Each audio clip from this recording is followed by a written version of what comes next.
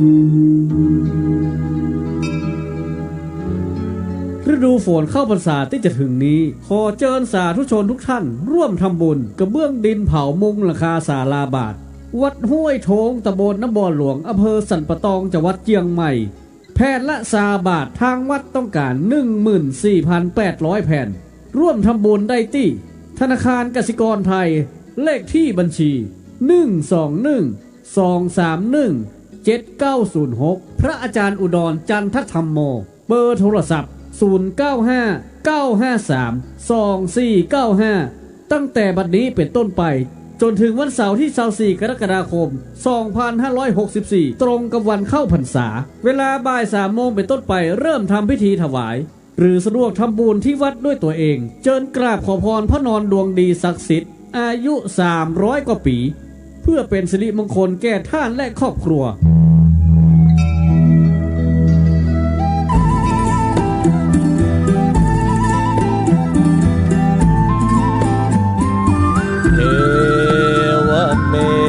สุตังเอกังสมัยยังภควาภารณสิยังวิหารติอิสิปตเนมิคทาเยตตระโคภควาปัญจวัคคีเย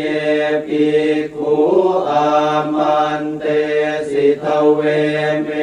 ภิกขเวอันตาปาปชิเตนะนะเสวิตาภายโยจา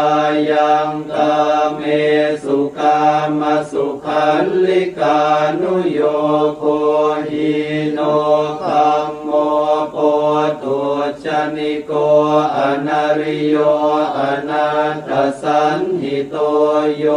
จายังอัตตกิลมัฏฐานุโยโคทุกโขอนาริโยอนัตตสันหิโตเอเตเตภิกขเวอุโคอันเตอนุปคัมมมาชิมาปฏิปทาตถาคเตนะอภิสัมพุทธาจักขุกรณียานกรณีอุปสมัยยะอภิญญายสัมโพธายนิพพานายสังวัตติกตมาจัสสาภิกขเวมาชิมาปฏิปทาตถาคเตนะอภิสัมพุทธาจักขุกรณียานกรณีอุปสมัยยะอภิญญายสัมโพธายนิพพานายสังวัตติอายเมวะอริโยอัตถังคิโกมัคโค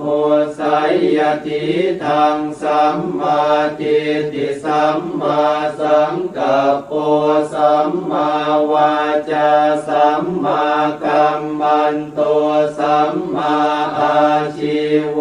สัมมาวายาโม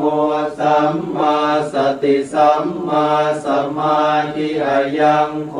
สาภิกขเวมาชิมาปฏิปทาตถาคเต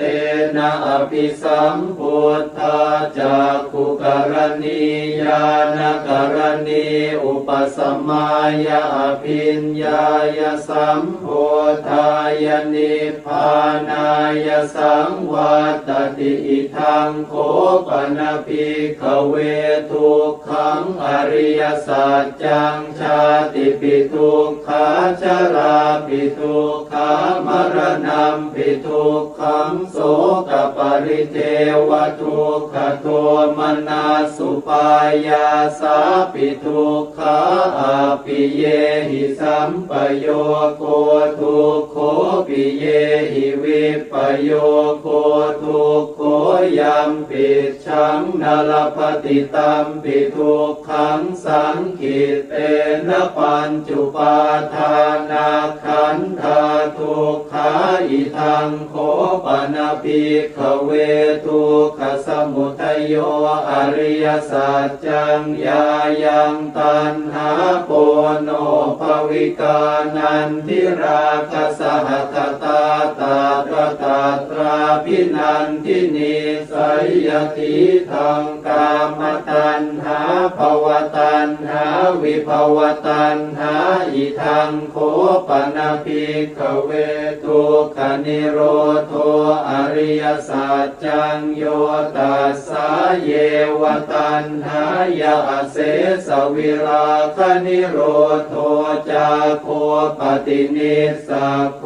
โมติอนาลโยอิทังโขปนะภิกขเว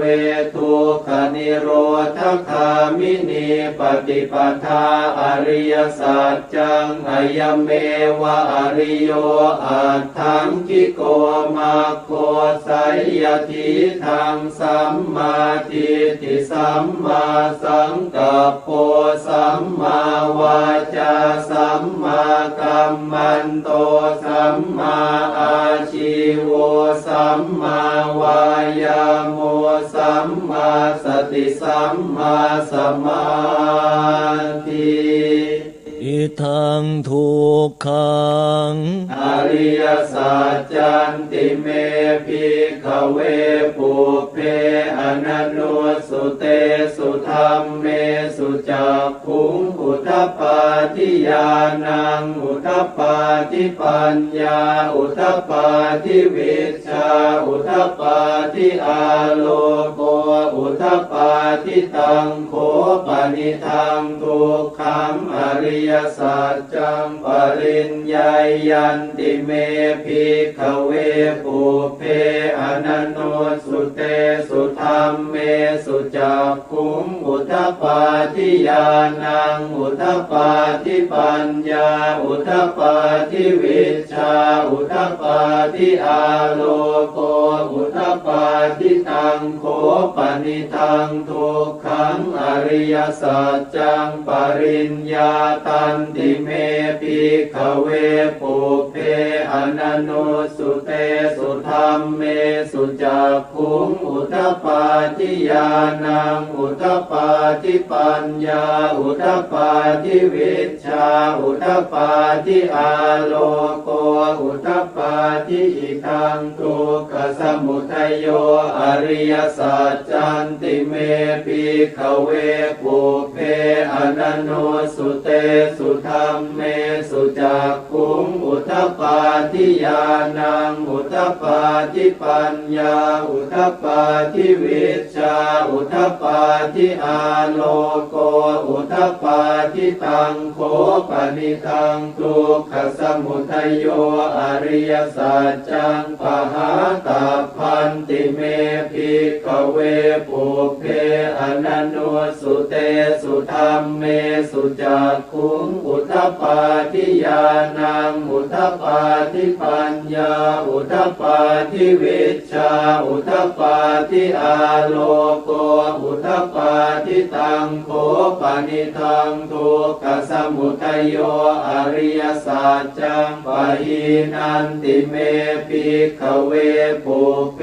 อนันโนสุเตสุธรรมเมสุจักขุงอุทปปาทิญาณังอุทปปาทิปัญญาอุทปปาทิวิชชาอุทปปาทิอาโลโก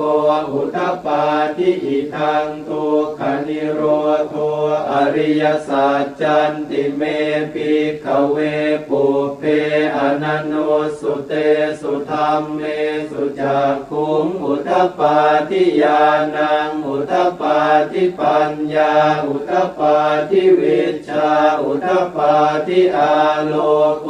อุทปปาทิตังโขปนิทังทุกขนิโรโธอริยสัจจังสัจจิกาตาพันติเมภิกขเวปุเพอ นันโนสุเตสุธรรมเมสุจักขุงอุทธัปปาทิญาณังอุทธัปปาทิปัญญาอุทธัปปาทิวิชชาอุทธัปปาทิอาโลโกอุทธัปปาทิตังโฆปนิทังทุกขนิโรโธอริยสัจจังสัจจิกตันติเมภิกขเวปุเพอนันโนสุเตสุธรรมเมสุจักขุงอุทธัปปาทิญาณังอุทธัปปาทิปัญญาอุทธัปปาทิวิชชาอุทธัปปาทิอาโลโกอุทธัปปาทิอิทังทุกขนิโรธคามินีปฏิปทาอริยสัจจันติเมภิกขเวปุเพอนันโนสุเตสุธรรมเมสุจักขุงอุทธัปปาทิญาณังอุทธัปปาทิปัญญาอุทธัปปาทิวิชชาอุทธัปปาทิอาโลโกอุทธัปปาทิตังโฆปนิทังทุกขนิโรธคามินีปฏิปทาอริยสัจจังภาเวตาพันติเมภิกขเวปุเพอนันโนสุเตสุธรรมเมสุจักขุงอุทธัปปาทิญาณังอุทธัปปาทิปัญญาอุทธัปปาทิวิชชาอุทธัปปาทิอาโลโกอุทธัปปาทิตังโฆปนิทังทุกขนิโรธคามินีปฏิปทาอริยสัจจังภาวิตันติเมภิกขเวปุเพอนันโนสุเตสุธรรมเมสุจักขุงอุทธัปปาทิญาณังอุทธัปปาทิปัญญาอุทธัปปาทิวิชชาอุทธัปปาทิอาโลโกอุทธัปปาทิยาวกีวันจะเมภิกขเวอิเมสุจตุสุอริยสัจเจสุเอวันติปริวัตตังทวาทสาการังยถาภูตังญาณทัสสนังนสุวิสุทธังอโหสิเนวตาวาหังภิกขเวสเทวเกโลเกสมาลเกสพรหมเกสสมณพรหมนิยาปชายสเทวมนุสายอนุตตรังสัมมาสัมโพธิงอภิสัมพุทโธปัจจัญญาสิงยโตจะโคเมภิกขเวอิเมสุจตุสุอริยสัจเจสุเอวันติปริวัตตังทวาทสาการังยถาภูตังญาณทัสสนังสุวิสุทธังอโหสิอัฏฐาหังภิกขเวสเทวเกโลเกสมาลเกสพรหมเกสสมณพราหมณิยาปชายสเทวมนุสายอนุตตรังสัมมาสัมโพธิงอภิสัมพุทโธปัจจัญญาสิงญาณัญจปนเมทัสสนังอุทธัปปาทิอกุปปาเมวิมุตติอายมันติมาชาตินาทิธานิปุนาภโวติอิธรรมโวจะภควาอัตตมนาปัญจวัคคียาภิกขุภควโตภาสิตังอภินันทุงอิมาสมิงจะปนวัยยากรณาสมิงพันยมาเนอายาสมโตโกนทัญญาสวิรชังวิตมลังธรรมจักขุงอุทธัปปาทิยังกินจิสมุทัยธรรมังสัพพันตังนิโรธธรรมันติภวัตติเตจะภควตาธรรมจักเกภูมิมาเทวาสัทธมโนสาเวสุ งเอตัมภควตาภาราณสิยังอิสิปตเนมิคทาเยอนุตตรังธรรมจักกังปวัตติตังอาปฏิวัติยังสมเนนวาพรัมมเนนวาเทเว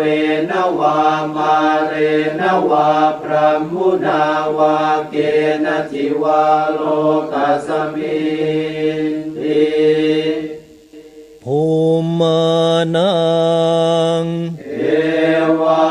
นังสัทธังสุตวาจาตุมหาราชิกาเท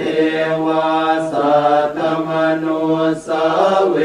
สุงจาตุมหาราชิกานังเทวานังสัทธังสุตวาตาวติงสาเทวาสัตตมนุสาเวสุงตาวติงสานังเท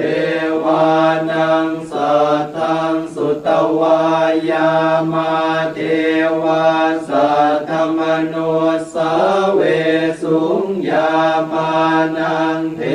วานังสัทธังสุตวาตุสิตาเท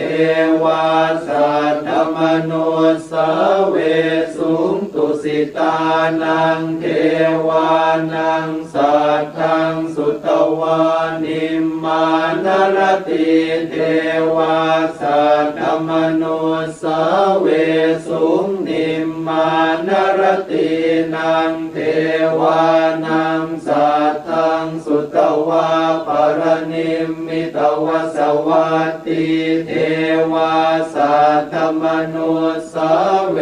สุงปรนิมมิตวสวัตตินังเทวานังสัทธังสุตวาพรหมกายิกาเทวาสัทธมนุสาเวสุงเอตัมภควตาภาราณสิยังอิสิปตเนมิคทาเยอนุตตรังธรรมจักกังปวัตติตังอาปฏิวัติยังสมเนนวาพรัมมเนนวาเทเวนวามาเรนวาพรัมมุนาวาเกณจิวาโลกัสมิติอิติหเตนะคะเนนะเตนะโมโหเตนะยาวะพรหมโลกาสัตโตอาภูคาจิอายัญจัตสสหัสสีโลกธาตุสังกัมปิสัมปะกัมปิสัมปะเวทิอัปปมาโนจะโอลาโลโอภาโสโลเกปาตุระโหสิอติกัมเมวะเทวานังเทวานุภาวังอัตโคภควาอุทานังอุทานเนสิอัญญาสิวัตโพโกนทันโยอัญญาสิวัตโพโกนทันโยติอิติหิทังอายสมโต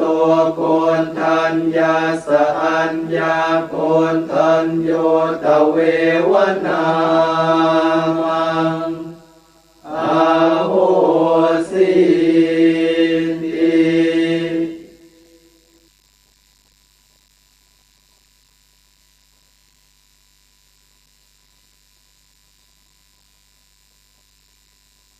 บทสวดเมตตาพรหมวิหารภาวนาโดยย่อเอวัมเมสุตังเอกังสมัยยังภควาสาวัตติยังวิหารติเชตวเนอนาถปิณฑิกาสอาราเมตตระโคภควาภิกขุอามันเตสิภิกขโวติภทานเตติเตภิกขุภควโตปัจจโส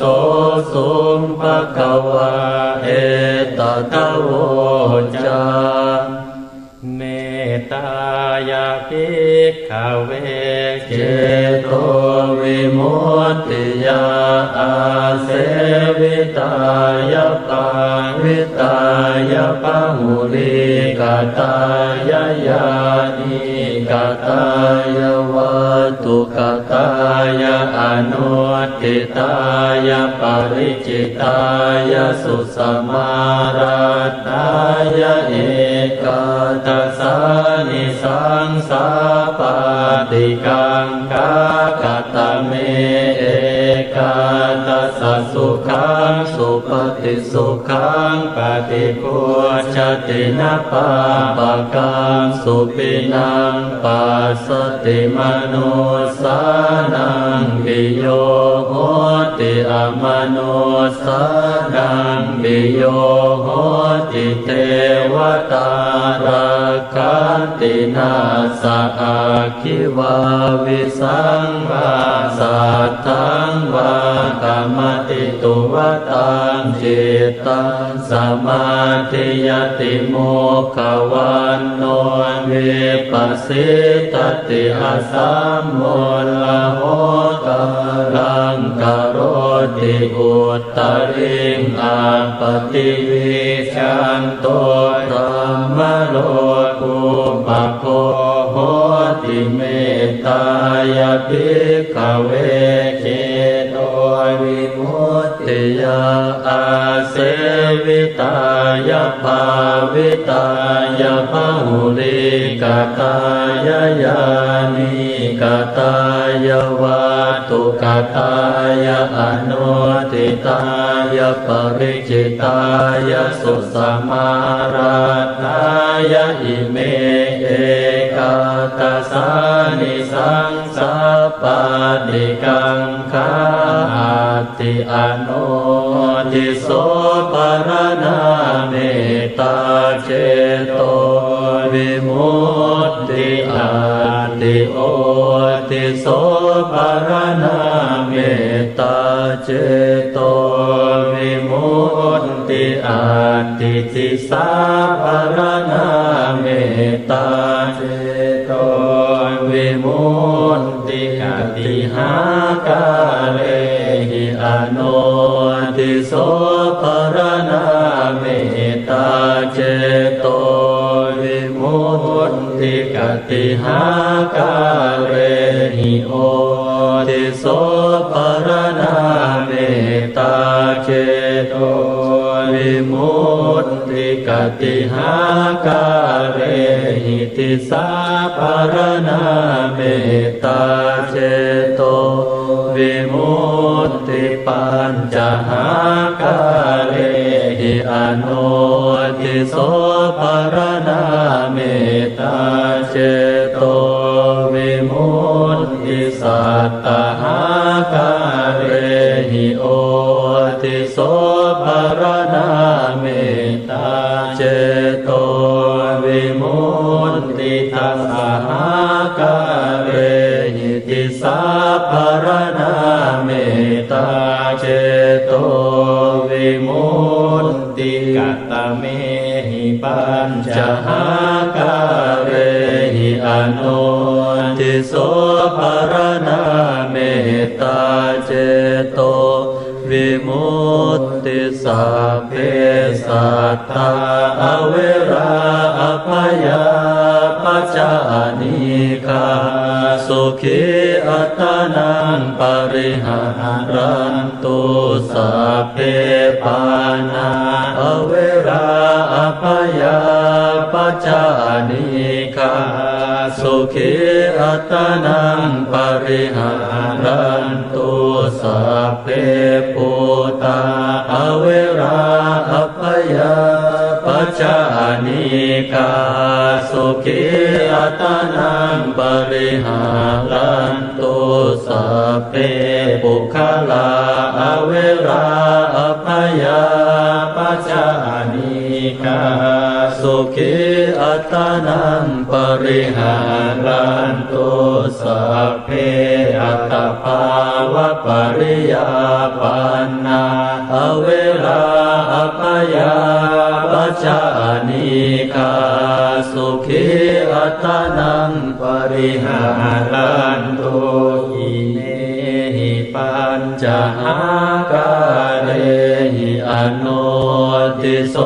ภรณาเมตตาเจโตวิมุตติกัตตะเมหิสัตตหาการเรหิโอติโสภรณาเมตตาเจโตวิมุ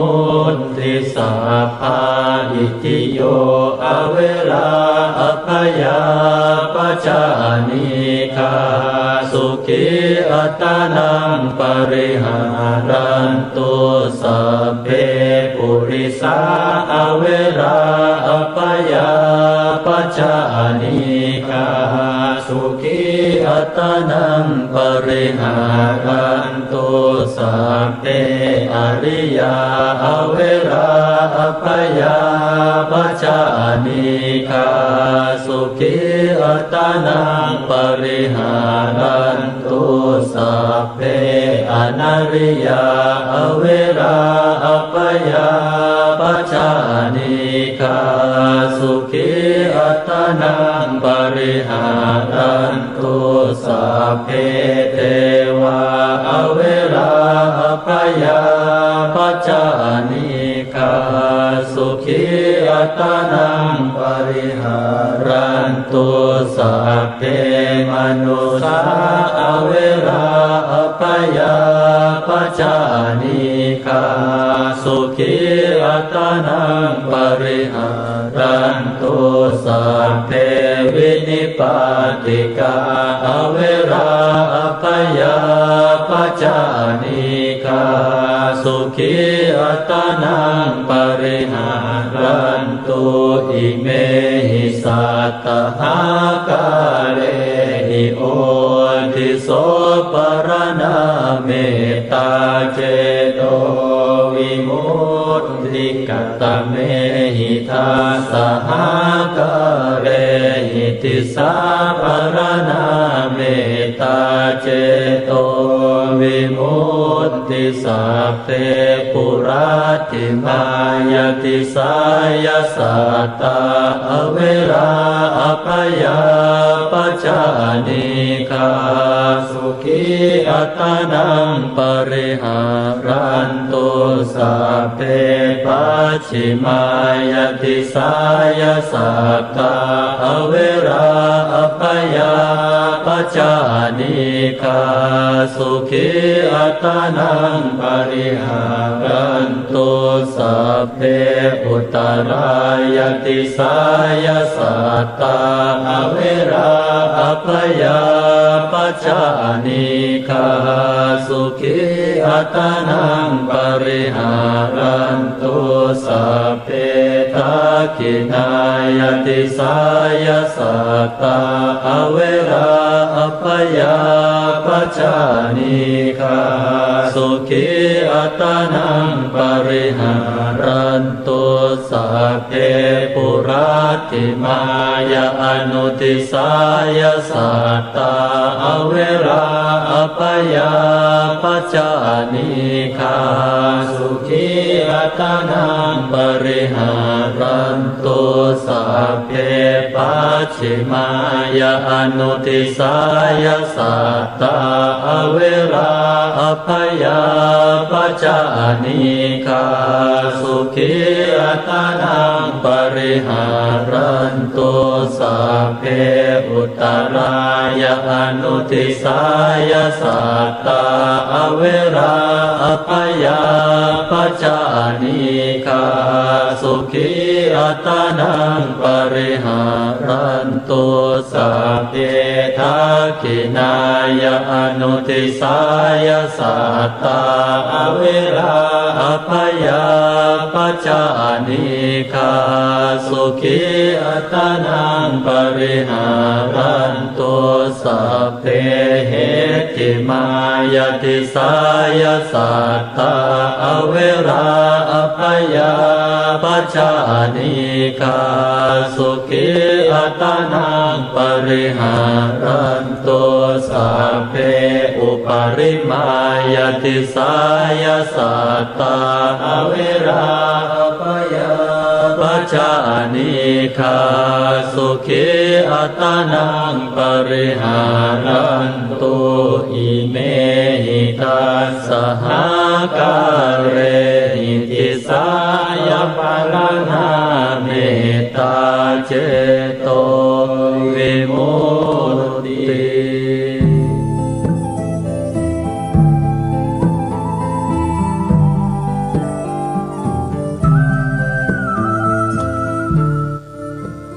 ลุกเจ้า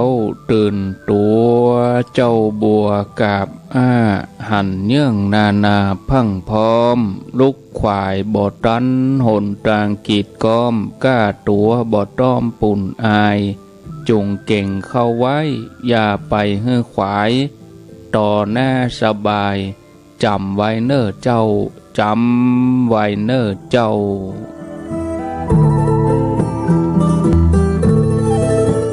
อรุณสวัสดิ์ธรรมะสวัสดีสวัสดียามเจ้าศรัทธาญาติโยมท่านผู้ฟังยินดีต้อนรับเข้าสู่รุ่งอรุณวันใหม่ปะกันเจ้านี้เป็นเจ้าวันพฤหัสบดี1 กรกฎาคมพุทธศักราช 2564 วันนี้เป็นวันเดือน10เหนือแฮม7 ค่ำเดือน10เหนือแฮม7 ค่ำพร่ำว่าเป็นวันพฤหัสบดีเริ่มต้นวันนี้1 กรกฎาคม 2564 เวลาตี 5:37 นาทีขอต้อนรับทุกท่านเข้าสู่รายการ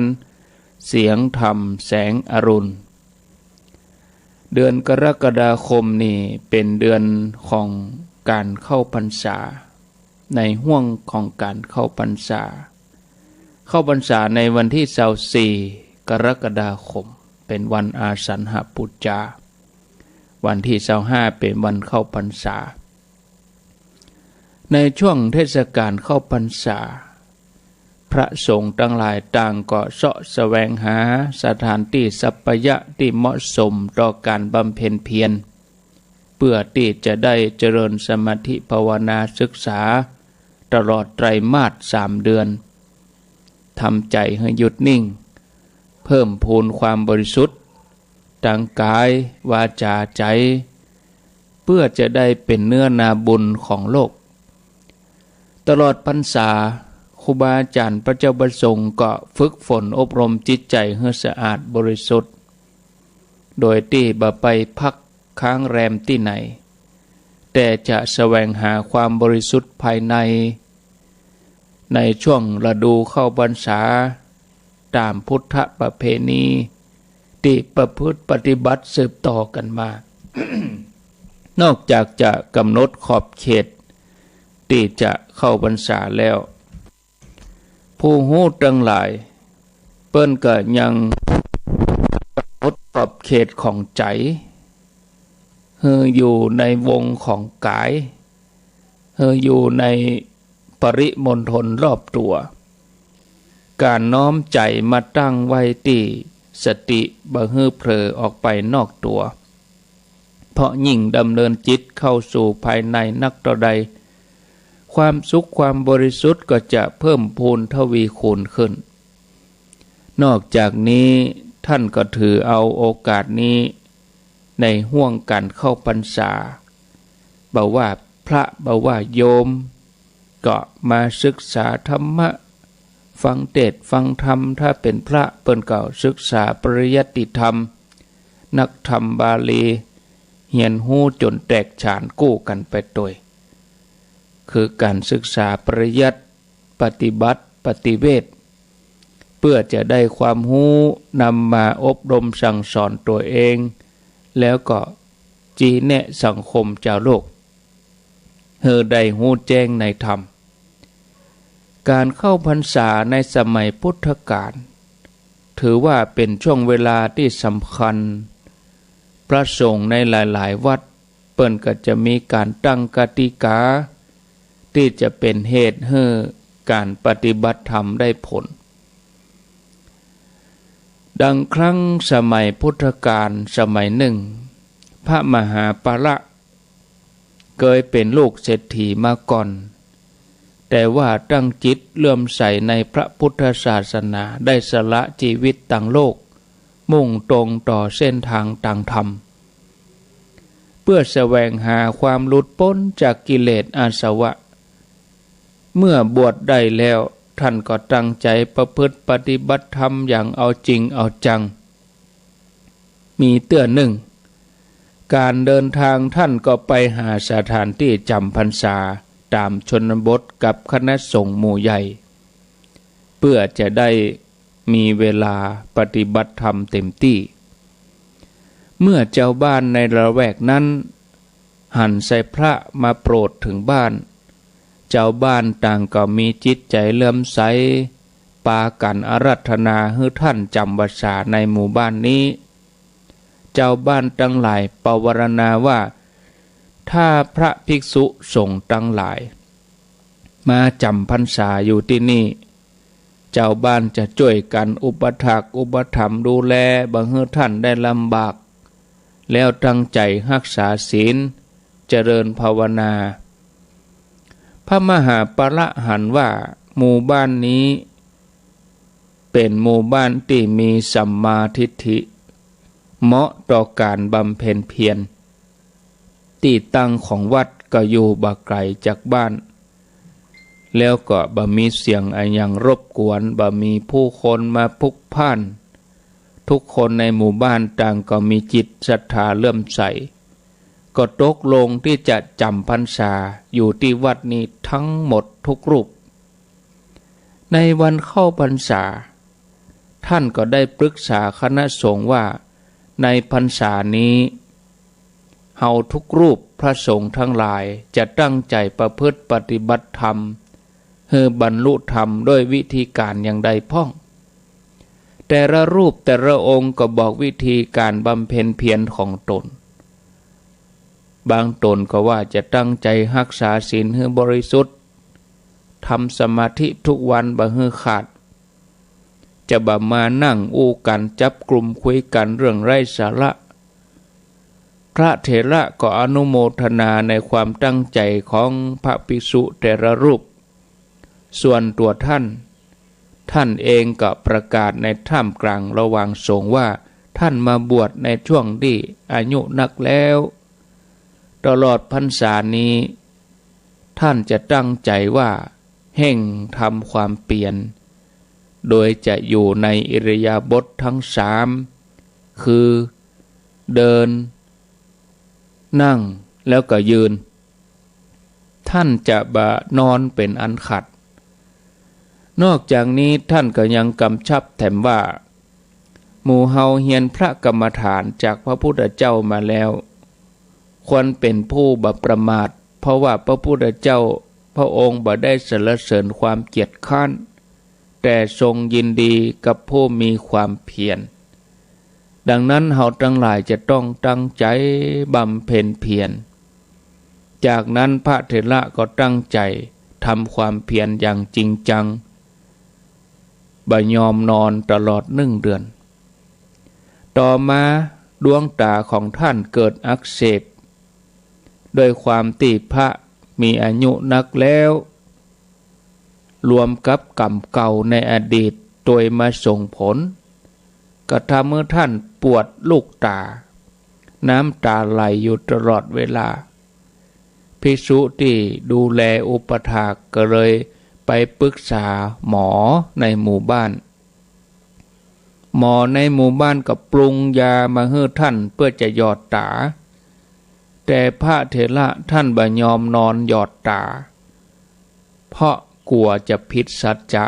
ที่ตั้งอธิษฐานไว้ว่าจะบ่ยอมนอนการนั่งหยอดตาก็ทำให้ยาบ่เข้าถึงต้องนอนอย่างเดียวท่านก็เลยนั่งหยอดเมินไปก็นานหายจากโรคเมื่อหมอหู้ข่าวว่าพระเถระบ่หายก็สงสัยว่าปกติยานี้บ่ถึงเดือนนี้ต้องหายเพราะปรุงพิเศษ หยดครั้งสองครั้งก็หายแล้วแต่เป็นจะได้พระเถระนี่บ่หายสักเตื้อเมื่อฮู้ว่าพระบ่หายแล้วก็ฮู้ว่าพระเองบ่ยอมนอนหยอดตาเพราะกลัวเสียสัจจะหมอนี่ก็ไปขอร้องว่าขอพระคุณเจ้านอนหยอดตาเตอะถ้าบ่นอนเนี่ยยาก็บ่ไหลเข้าสู่ตาแล้วก็จะบ่หายพระเถระก็ยังคงนั่งหยอดตาบ่ยอมเหยียดเท้าบ่ยอมเอนตัวลงนอนท่านก็เตือนตัวเองว่าสังสารวัฏนี้ยาวไกลบ่มีภัยกำหนดเบื้องต้นท่ามกลางที่สุดถ้าเฮามัวเมาแต่ห่วงดวงตาเฮาคงบ่หลุดพ้นจากกิเลสอาสวะฉะนั้นเฮาจะบ่ยอมหันแก่ดวงตาคู่นี้หลังจากที่หมอปิกไปแล้วท่านก็ตั้งใจทำสมาธิภาวนาต่อไปปล่อยวางความยึดมั่นถือมั่นแล้วทำใจให้เข้าสู่ภายในเมื่อเวลาล่วงไปมัชฌิมยามดวงตาของท่านก็แตกดับพร้อมกับดวงธรรมสว่างท่านได้เข้าถึงอรหันต์หมดกิเลสเป็นพระอรหันต์ในคืนนั้นแม้ดวงตาภายนอกจะมืดบอดแต่ภายในธรรมจักษุเปล่งแจ้งสว่างไสวยิ่งกว่าเดือนยิ่งกว่าตะวันเป็นแสงสว่างที่นำความสุขมาให้ความหูแจ้งในธรรมความหูแจ้งในพระนิพพานอีกทั้งในพรรษานั้นท่านก็ยังได้สั่งสอนลูกศิษย์พุทธบริษัททั้งหลายได้บรรลุธรรมจำนวนนักท่านทั้งหลายเขาจะหันว่าสมัยเก่าก่อนในช่วงพรรษาพระสงฆ์ภิกษุเปิ้นจะปรารภความเปลี่ยนกันอย่างเอาจริงจังโดยติดตั้งกติกาเพื่อให้มาปฏิบัติธรรมก้าวหน้าจนกระทั่งหลุดพ้นจากกิเลสอาสวะส่วนญาติโยมต่างก็ตั้งใจรักษาศีลเจริญภาวนาตามที่พระสงฆ์เปิ้นแนะนำบอกไปทำให้ประสบความสำเร็จฉะนั้นญาติโยมท่านสาธุชนในพรรษาที่จะมาถึงนี้2564 กรกฎาคมเฮาควรพิจารณาเอาเป็นพรรษาที่พิเศษพรรษาที่โควิดระบาดได้2 ปีมาแล้วพรรษานี้เป็นพรรษาที่เฮาพิจารณาเฮาก็ได้ธรรมะว่าเฮาจะต้องปรับตัวให้อยู่ให้ได้กับโลกนี้เฮาบ่ต้องไปทุรนทุรายกึดเดือดร้อนเฮาปรับตัวไปไหนก็ใส่หน้ากากมันล้างมือเฮียถึงแม้เฮาจะทุรนทุรายไปเฮาก็ต้องได้อยู่กับโลกนี้อย่างเงี้ยโลกนี้มันก็ตึงอยู่กับเฮาอย่างนี้อันนี้เฮาลองพิจารณาในพรรษานี้2564 กรกฎาคมเป็นต้นไปเป็นพรรษาแห่งการเข้าถึงธรรมลองตั้งอกตั้งใจทำอะไรอย่างสักอย่างหนึ่งที่ผ่านไปเฮาทำอะไรอย่างพ้องแล้วพรรษานี้เฮาทำอะไรอย่างพ้องเฮาตั้งใจดูนั่งสมาธิกันอย่างน้อยวันละ1 ชั่วโมงไหว้พระเจ้าเย็นตลอดพรรษาตั้งใจทำอย่างนี้สวดธรรมจักรกาแผ่เมตตาใหญ่กาตลอดพรรษาตื่นขึ้นมาเฮาจะไหว้พระสวดมนต์ก่อนนอนเฮาจะไหว้พระสวดมนต์ทำกันทุกบ้านทุกหลังคาเรือนทุกครอบครัวเกิดกำลังใจซึ่งกันและกันสถานที่ใดก็ตามญาติโยมที่มีการรวมตัวกันทำความดีความเปล่งแจ้งสว่างไสวย่อมบังเกิดขึ้นเป็นสิริมงคลสิ่งดีๆทั้งหลายก็จะหลั่งไหลมาสู่ตัวเฮาครอบครัวเฮาสามารถที่จะชวนคนอื่นมาอาบน้ำฟังธรรมมาประพฤติปฏิบัติ ยิ่งยุคสมัยบัดเดี๋ยวนี้โอ้ญาติโยมทั้งหลายสบายอยู่ที่บ้านก็ได้ฟังพระสงฆ์องค์สังฆเจ้าเมื่อเฮาทั้งหลายทำอย่างนี้ไผก็อยากได้บุญที่เป็นไปเพื่อการติดตัวข้ามภพข้ามชาติไผก็อยากจะมีญาติสนิทมีพวกพ้องที่เป็นสัมมาทิฏฐิเป็นกัลยาณมิตรตลอดเส้นทางของการสร้างบารมีญาติโยมทั้งหลายก็ควรที่จะทำความสะอาดสว่างสงบบริสุทธิ์กายวาจาใจ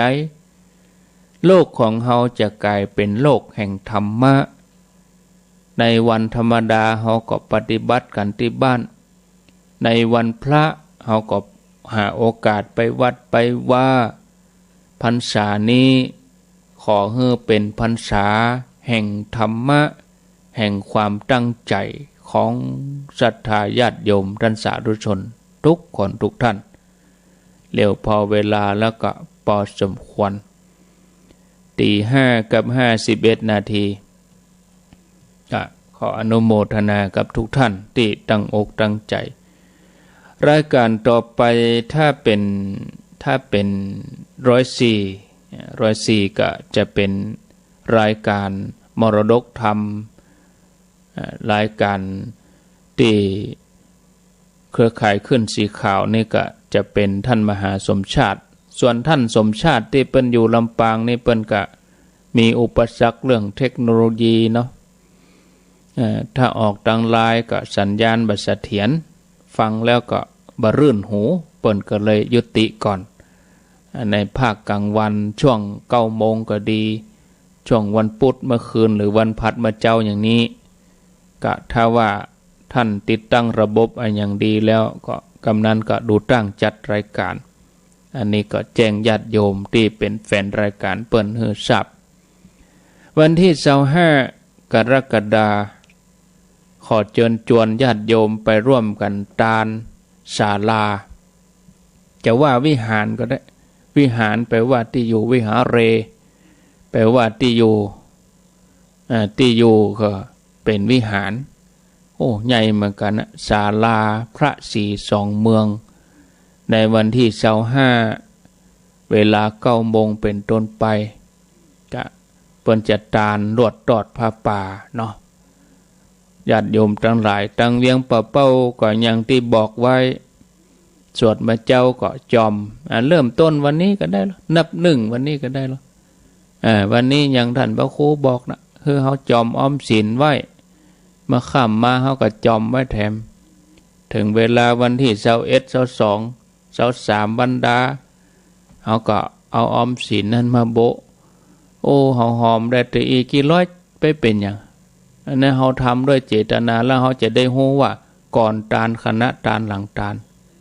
สิ่งต่างๆที่เฮาตั้งใจตั้งใจทำนั้นมันมีคุณค่า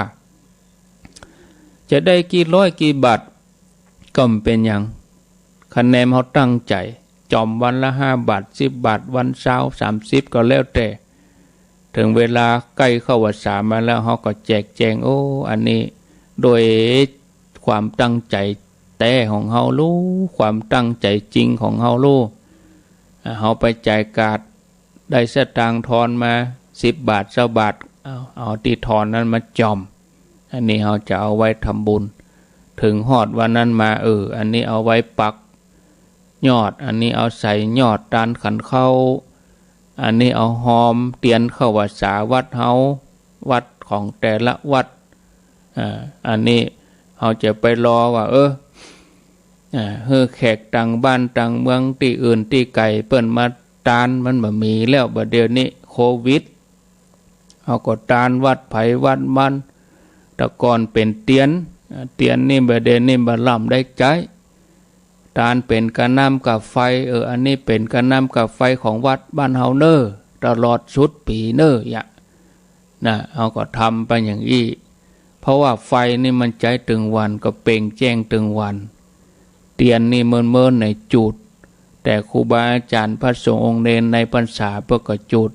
บางวัดบ่มีแล้วจุดเตียนนะใจสวิตเอากดแป๊กมันก็ใจไฟนั่นนะ ถ้าไปจุดเตียนจุดธูปก็อันตรายไฟไหม้กุฏิไฟไหม้วิหารอันตรายธูปก็ดีก็เป็นมะเร็งดมกลิ่นธูปวัดบะเดียวบางวัดเปิ้นก็ปรับประยุกต์กดสวิตช์เอาแป๊กไฟออกละทำพิธีก็สวดมนต์ก็กดสวิตช์ไฟถ้าบ่ใจก็ปริดเถอะเฮาก็ตานวัดเฮาหั่นญาติโยมเด้อบ่ได้ไปตานที่ไหนโควิด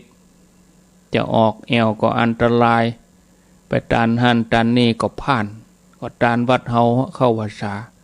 อันนี้ส่วนนี้เป็นส่วนตานขันเข้าอันนี้เป็นการนำกับไฟวัดเฮาอันนี้โอ้เกิดใจได้ยินเปิ้นข่าวหอมพระป่ากับเปิ้นสร้างศาลาพระศรีสองเมืองเนี่ยอันนี้ก็ไปปากต้นที่วัดของเฮาหั่นเด้อแต่ละวัดในอำเภอเวียงป่าเป้าเปิ้นตั้งใจแล้วพระสงฆ์สามเณรศรัทธาญาติโยมร่วมกันมาก็จะเป็นการตานปีหนึ่งครั้งหนึ่งในวันแห่มค่ำวันที่25อันนี้ก็แจ้งญาติโยมท่านทั้งหลายเร็วพอเวลาพอสมควรภัยจะอู้จาแถม4-5 นาทีก็ขอเจริญปอนที่หมายเลขโทรศัพท์0998366322ภัยจะอู้จะจ๋าก็ขอเจริญปอนเข้ามากำเดียวก็จะได้ฟังธรรมละฟังธรรมถ้าเป็น104ก็เป็นท่านพระครูวิสิตศรีราพรวัดวังสิงคำถ้าเป็นเครือข่ายเคลื่อนสีขาวเฮานี่ก็เป็นท่านมหาสมชาติวัดหนองยาวเป็นประจำทุกวันพฤหัสบดีรับสายก่อนจะเริญปอนไหว้สาเจ้านั่นพระครูบวกก่อ5กะห้อมต่อเจ้าสัตเจรีเจ้าห้อมต่อเมืองลีสาธุไม่มีฝนเลยฝนบ่มีตรงนี้นี่ก็บ่มีเหมือนกันเจ้าไปยังบวยเนอะเวลาน้อยไปยังบวยเจริญปอนเจ้าไหว้สาเจ้าโทรจากไหนมนต์คดีเจ้าที่ไหนก็พุทธนิมิตพุทธนิมิตชัดเจนดีอนุโมทนาสายต่อไปเจริญปอน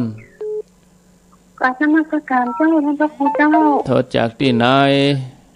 จากแม่ขันแก้วปลาแดงแม่อายเจ้าแม่ขันแก้วปลาแดงแม่อายอนุโมทนาเจริญปอนไหว้สาเจ้าแม่ฟองวังเหนือเจริญปอนสายต่อไปเจริญปอนเจ้ากับภาษาเจ้าจำมอดื้อฟังแม่ปราณีกันแม่ปราณีฟังเจ้าอนุโมทนาเจ้าสายต่อไปเจริญปอนแก่ภาษาเจ้าท่านพระครูรายงานตัวน้องบัวชัยประการอนุโมทนาแม่สีทรเจริญปอนภาษาเจ้าบ้าไปเลยฝนตกเจ้ามันมีฝนแรงมาได้เกินเดือนละมืดมาเป็นปีแต่ชัดเจนดีนะเจ้าไว้สาเจ้าจบต่ออีกก่อนเนาะลาไปก่อนญาติโยมทั้งหลายอยู่ดีมีสุขอายุวันโนสุขังพลัง